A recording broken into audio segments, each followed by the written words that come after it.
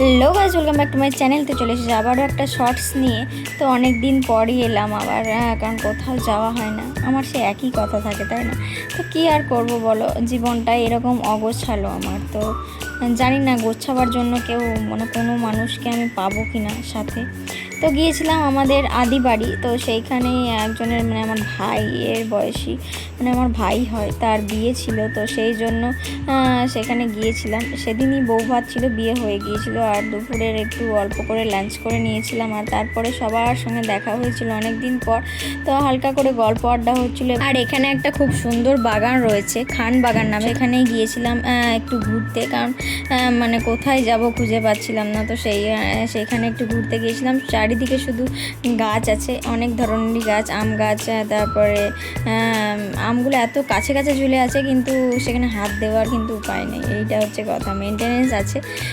এটা গ্রীষ্মকালে এতটা ভিড় যে দেখছো না, কিন্তু শীতকালে এখানে প্রচুর ভিড় হয়, এখানে পিকনিকও হয়। আর এই ঝর্ণাটার সঙ্গে আমি কিছু তোমাদের সঙ্গে বক্তব্য শেয়ার করব। দেখতেই পাচ্ছ এই ঝর্ণার জল যেমন বয়ে চলেছে। জীবনে কিছু কিছু মানুষকে এইভাবেই ফেলে দিতে হয়, কারণ তারা থাকলে জীবনটা অগোছালো আরও হয়ে যায়। কারণ তারা তোমাকে বাঁচতে দেয় না, তোমার পেছনে কথা বলে, তোমার সামনেও কথা বলার তাদের সাহস নেই, কারণ জানেও না তারা কি বলছে। আর এই যে দেখছো, এইটা হচ্ছে কাজু বাগানের গাছ। তো এইটা হচ্ছে তার ফল, এটাকে শুকিয়ে তারপরে তাকে পুড়িয়ে হয় কাজু বাদাম বেরোবে। তো সেটার প্রসেসিং আমি করতে দিয়েছি। তো খুবই খিদে পেয়েছিলো, তো সেখান থেকে আমি একটু মুড়ি খেয়ে নিয়েছিলাম, আর দেবা খেয়ে নিয়েছিল একটা রোল, আর আমি একটু চিকেন স্যাটে খেয়েছিলাম। আর কাকিমা মাকে মেকআপ করে দিচ্ছিলো, কারণ কাকিমা নতুন মেকআপ আর্টিস্ট হয়েছে। তো তার জন্য যদি কন্ট্যাক্ট করতে চাও অবশ্যই যোগাযোগ করো। আর সবাইকে দেখতে ভালো লাগছে কিনা নিচে কমেন্টে জানিও। আর ওইখানে হচ্ছে আমাদের আজকের ভেন্যু। তো সেখানে আমরা চলে গিয়েছিলাম, গিয়ে একটু কফি আর একটু একটা ফুচকা খেয়েছিলাম। আর এই হচ্ছে আমাদের বউ আজকে, আমার বৌমা। তো দেখতেই পাচ্ছ যে খুবই সুন্দর। আর অনেক দিন পর, এদিকে 1 মাস পর অন্বেষার সঙ্গে দেখা হলো, অদ্রিজার সঙ্গে দেখা হলো, পিসিরাও এসেছিলো। সবার নিমন্ত্রণ ছিল, যেহেতু তারা রামপুরহাট থেকেও এসেছিলো।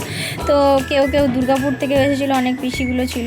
তো খুবই সুন্দর একটা জমজমাট আড্ডা হয়েছে। তার মাঝেই কিছু কথা আমি শুনে আমার মনটা অবিষণ্ণতায় ভরে গেছে, যে ফ্যামিলির মানুষও এতটা পেছনে পিএনপিসি করতে পারে, সেটা ভেবে আমি জাস্ট অবাক হয়ে গিয়েছিলাম। কিন্তু হ্যাঁ, করতেই পারে, আজকালকার যুগে সবই সম্ভব।